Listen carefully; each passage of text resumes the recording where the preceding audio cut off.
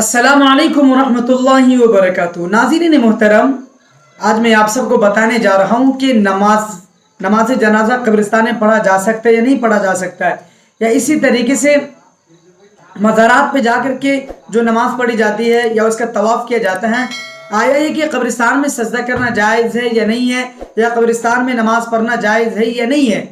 तो देखिए, बात समझ लीजिए। वो बातें मैं आप लोगों से इसलिए भी कह रहा हूँ कि कल एक साथी से मुलाकात हुई, तो उन साथी ने कहा कि मैं अजमेर से आया हूँ और अजमेर में वहाँ पे मैंने 2 रकात नमाज पढ़ी, कब्र पे जाकर के, मज़ारात पे जाकर के हमने वहाँ पे नमाज पढ़ी, वहाँ पे जाकर के सजदे किए।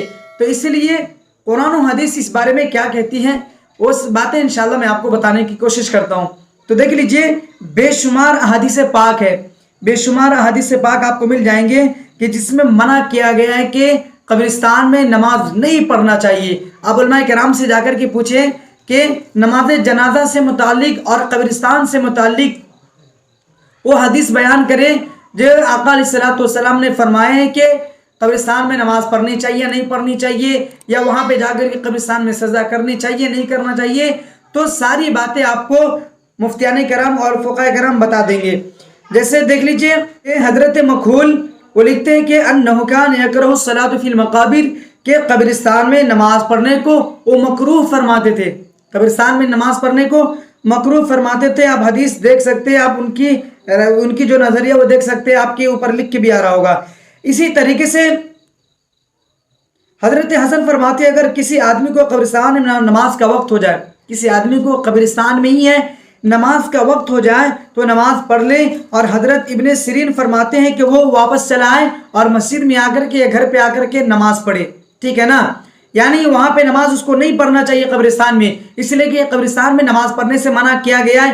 हो सकता है मुमकिन हो कि अब कब्रिस्तान वालों का सजदा कर रहे, इसलिए बेशुमार अहादीस पाक मिलती जिससे पता चलता है कि कब्रिस्तान में नमाज नहीं पढ़ना चाहिए।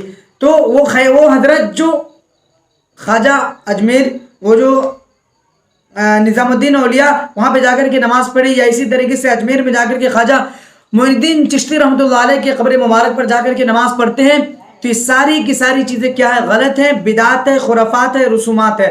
इससे इंसानों को बचना चाहिए और कब्रिस्तान में नमाज हरगिज़ नहीं पढ़ना चाहिए। हत्ता कि यहाँ भी ये भी रिवायत मिलती है कि नमाज जनाजा भी कब्रिस्तान में नहीं पढ़ना चाहिए, कब्रिस्तान में नमाज जनाजा भी नहीं पढ़ना चाहिए, बल्कि नमाज जनाजा भी कब्रिस्तान से अलग जगह पे पढ़नी चाहिए।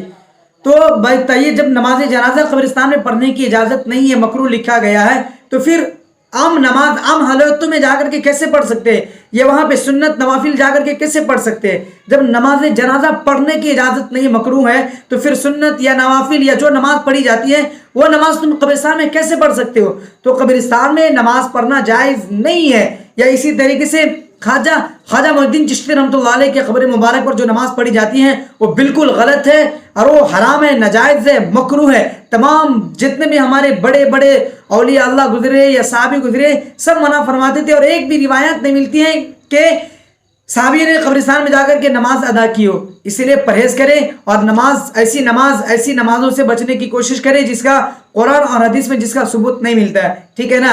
तो बहरहाल आप औलिया अल्लाह के कब्र पे जाएं, उनके लिए दुआ करें, या उनके वहाँ पे जाकर के कुरान करीम की तिलावत करें, ज़िक्र अज़कार करें, फबिहा, इतना तो इजाज़त है।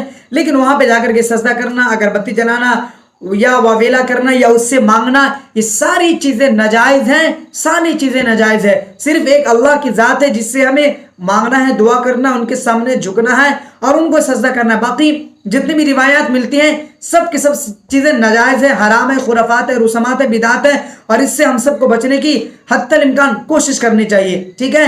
अस्सलामु अलैकुम वरहमतुल्लाहि वबरकातुहू। इस क्लिप को ज़्यादा से ज़्यादा शेयर करें ताकि जो इंसान लाइल्मी में ये काम कर रहे हैं वो परहेज हो जाए, उससे बच जाए।